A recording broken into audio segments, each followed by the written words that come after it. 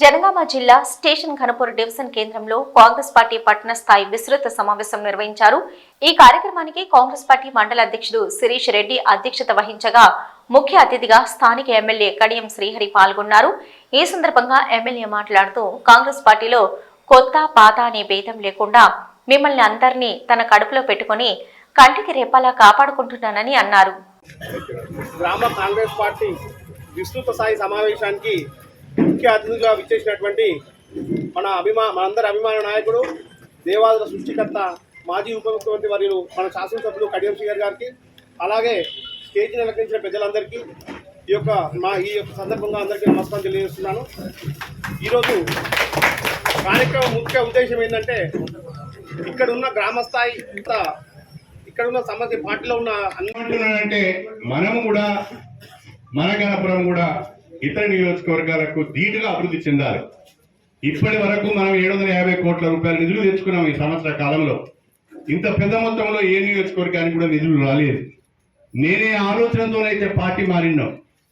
నేను ఎన్నికలప్పుడు ఈ నియోజకవర్గాన్ని బ్రహ్మాండంగా అభివృద్ధి చేస్తా అని చెప్పాను. అనేక రకాలైన హామీలు ఇచ్చాను. కానీ ఎన్నికలైన తర్వాత ప్రతిపక్షంలో కూర్చోవలసి వచ్చింది. ప్రతిపక్షంలో కూర్చుంటే ఒక్క పని కూడా ఏది కాదు. అందుకే నియోజకవర్గాన్ని దృష్టిలో పెట్టుకొని, నియోజకవర్గ అభివృద్ధిని దృష్టిలో పెట్టుకొని ఇచ్చిన హామీలను నెరవేర్చాలి అంటే ప్రభుత్వం యొక్క సహకారం ఉండవలసిన అవసరం ఉంది అని భావించి అటువైపు నుంచి పిలుపు రాగానే నా అంతటా నేను పోలేదు. బహుశా మీరు ముఖ్యమంత్రి గారి ఉపన్యాసాలు కూడా విని ఉంటారు. ఆయన నా గురించి ఏం మాట్లాడిండో ఏం చెప్పిండో మీరందరూ కూడా విని ఉంటారు. నా అంతటా నేను వెళ్ళి పార్టీలో చేరుతానని అనలేదు. అటువైపు నుంచి పిలుపు వచ్చింది. మీ అనుభవం అవసరము, మీ యొక్క నీతి నిజాయితీ నిబద్ధత కూడా మా పార్టీకి అవసరం, మీరు రండి అని చెప్పి ఆహ్వానిస్తే దాన్ని అవకాశంగా తీసుకొని నేను కాంగ్రెస్ పార్టీలో చేరి ఈ నియోజకవర్గ అభివృద్ధికి ప్రయత్నం చేస్తున్నానే తప్ప మరొకటి కాదు అని చెప్పి ఈ సందర్భంగా గుర్తు చేస్తున్నాను. నేను చేయని పదవులు లేవు. డిప్యూటీ సీఎం కనుక పోయాను మీ ఆశీర్వాదంతో. అని దాదాపుగా 4-5 శాఖలకు మంత్రిగా పనిచేశాను. మీ ఆశీర్వాదంతో డిప్యూటీ సీఎం కనుక పోయాను. ఇక మిగిలిన ఒక ముఖ్యమంత్రి పదవే, అది నాకు ఎట్లాగూ రాదు, నాకు ఆశ కూడా లేదు. కాబట్టి ఇంకే పదవులు నాకు అవసరం లేదు. ఎవరితో కూడా నేను పోటీ పడదలుచుకోలేదు. ఇప్పుడు ఆ శ్రీధర్ ఉన్నాడు, ఆ శ్రీధర్ నాకు పోటీ ఆడు ఎడిపోయాడు. ఇంకా పిల్లవాడు నాకు పోటా, వాడు నా మనవని ఏజ్ ఉన్నది, నాకు కాకపోతే మనవని కంటే కొంత పెద్ద ఏజ్ ఉన్నది. నాకేం అవసరం ఎవరితో పోటీ? నాకెవరితో పోటీ అవసరం లేదు. మీరు ఏ పని ఉన్నా కూడా నా దగ్గర రండి. కాకపోతే నేను ఒక సూటిగా చెప్తా, నరేంద్ర రెడ్డి కోపం ఎక్కువ ఉన్నారు కదా, నాకు కూడా కొంచెం అప్పుడప్పుడు కోపం వస్తూ ఉంటుంది. నేను ఇది అవుతుంది కాదని చెప్తా, అయితే అవుతుంది 100% చేస్తా. కాకపోతే ఇది కాదయా, ఇది నేను చేయలేదని చెప్తా. అది ఆ మాత్రం మీరు అర్థం చేసుకోవాలి. కానీ ఏదో ఎక్కడెక్కడో పట్టుకొచ్చి నన్ను ఏమంటే కూడా నేను నా మనసు ఒప్పది. ఎందుకంటే మొదటి నుంచి నేను ఒక సిస్టంలో పెరిగిన, ఒక పద్ధతి ప్రకారం పనిచేస్తా. అయింది కాంది ఎవరైనా ఇంత దావా తీయంగానే ఆ దావతికి పోయి గిన్నె నిండా ముక్కలు పెట్టుకొని మిగిలిన ముక్కలు టిఫిన్లు పెట్టుకొని పోయే వ్యక్తిని నేను కాదు.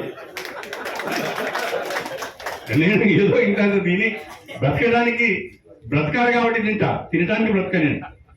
కాబట్టి నేనేమంటానంటే మనందరం కూడా కాకపోతే మీకు నాకు ఏజ్ గ్యాప్ ఉన్నది.